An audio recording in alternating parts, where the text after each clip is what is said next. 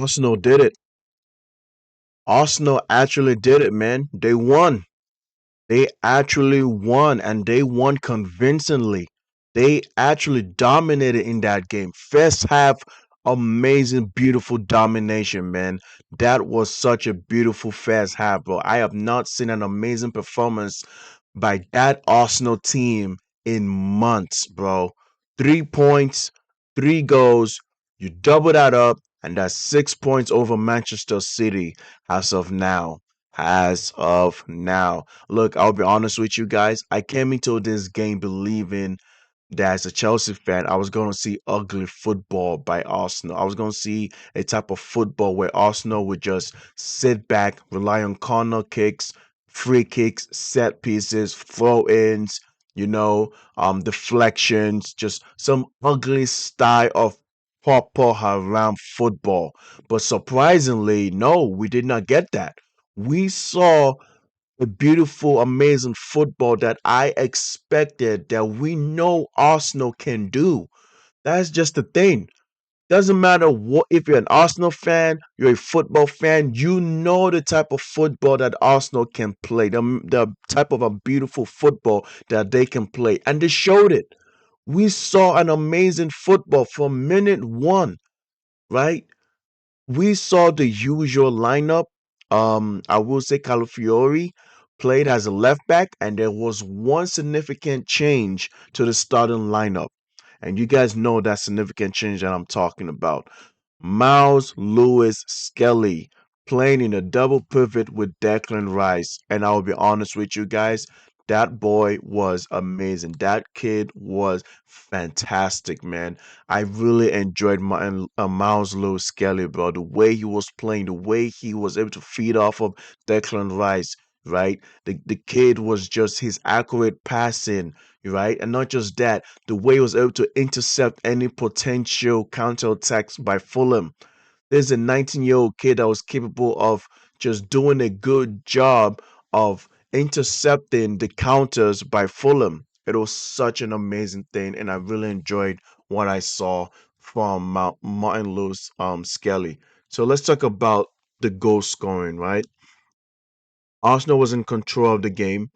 The ninth minute came on, and man, oh man, what I saw from Bukayo Saka to give the ball to offer the assist to Yokos to score that first goal, that was something that I've not seen from Bukayo Saka in a very long time. And it shows me that this guy is truly capable of doing something. But then it's like, is it the player or is it the coach? Because if the coach is having this team play such an amazing attacking football, doesn't that mean that this shows that the Arsenal players has just always been capable of it, but yet we criticize them, or maybe we are a bit harsh on some of these players like Saka for having a low G and A ratio. His goals is low, his assist is low. He does not dribble, he does not beat his man, and yet he showed all of that in one game. 1v1 with Jimenez. I don't even know why Jimenez was marking him. He came up by Jimenez, had him touching the earth, hands to the floor. Let your coochie breathe, bro. He had Jimenez coochie breathing. Had Jimenez hands on the floor like he was a stripper in Magic City. Went passing, played the low cross, Yokers with the tap in. Bang, there you go. We saw the strength of what these players can do. We saw the strength of these players, and they delivered with the strength that we know them to be. I was really impressed by what I saw by that first goal, but most of all, I was impressed by Bukayo Saka, right? If I remember correctly, Bukayo Saka had the most chances created. He had 4 chances created in the game. The fourth, four, quattro. So happy from him with that. I think Eze was solid as well. A lot of people might not give him that, the high credit, but I think he was very solid. The way he picked the ball up and tried to run, dribble into the mid dribble, trying to help Gyokeres and Saka to be put in positions in positions, he did a good job with that. There were a couple of times where he kind of lost the ball, and that kind of, potentially led to a counterattack by Fulham. But Martin Lewis, Skelly, and Declan Rice, they did a good job intercepting and killing any counterattack that Fulham could have done. So that's what I would say. Like the double pivot was an outstanding for Arsenal today. Second goal.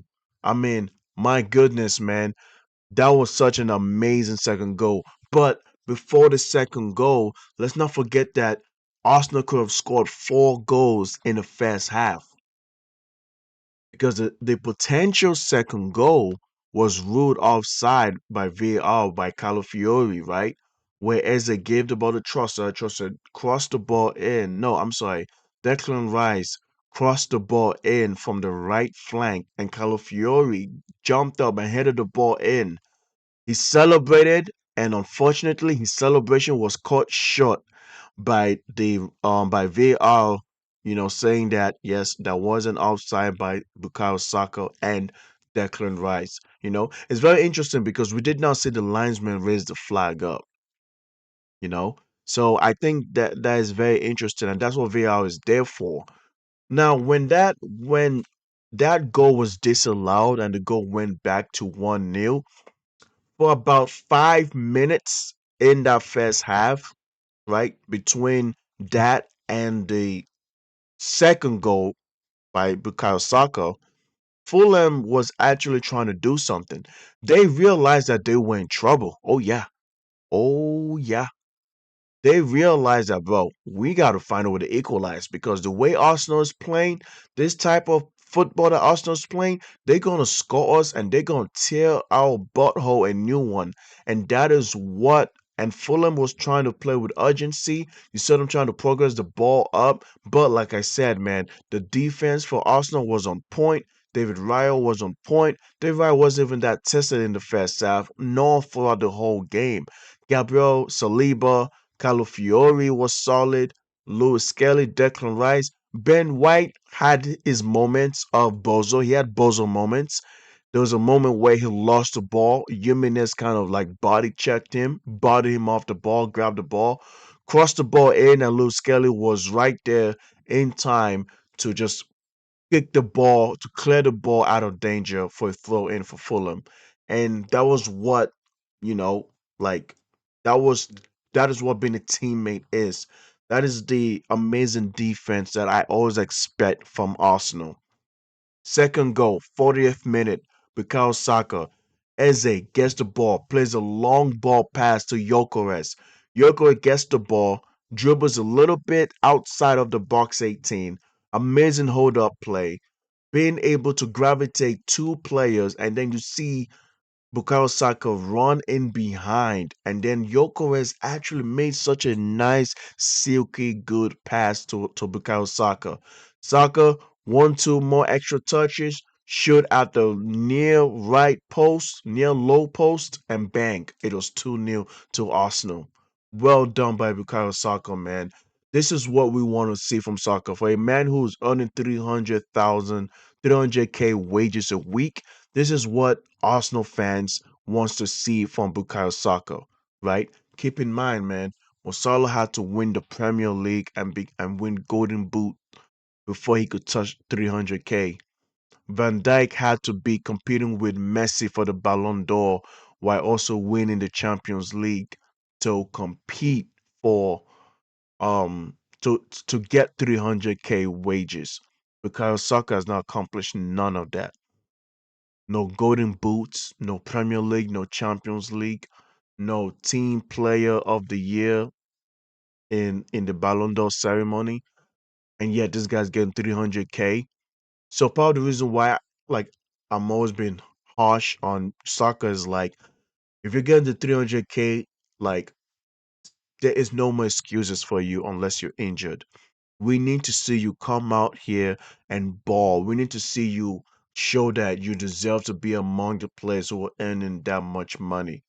You look at the top 5 leagues of players who are earning that much money and you realize that, okay, wow, you have to play like this. Lamine Yamal, Ousmane Dembele, like top players making this much money, soccer has to show that. And then I thought like, okay, Arsenal was going to go into halftime with a 2 goal lead, and the next thing I know, wow, 45, 47 minutes towards the end of the first half, Eze gets the ball again, running down the middle, gives the ball to Trossard. Trossard crosses the ball in, and Victor Gyokeres heads the ball in. Bang! It's 3-0. Arsenal scored 3 goals in the first half. I want you guys to think about this. When was the last time Arsenal scored 3 goals? That was against Spurs. That was against Tottenham, that is fighting at the bottom of the league.